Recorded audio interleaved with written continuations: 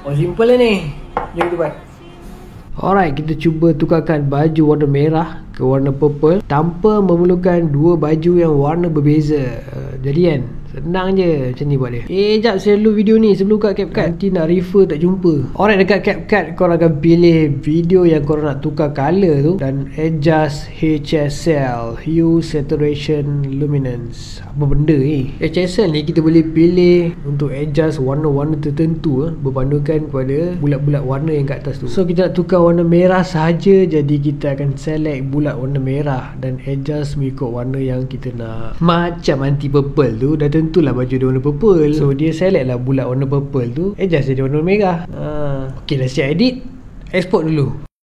Ok, buka balik projek korang tadi, select balik video yang korang dah edit tadi, pergi dekat adjust HSL tadi dan reset balik, so dia jadi macam video asal lah. Ok, settle. Lepas tu korang add video baru yang korang dah export tadi, yang dah edit export tadi. Ok, add.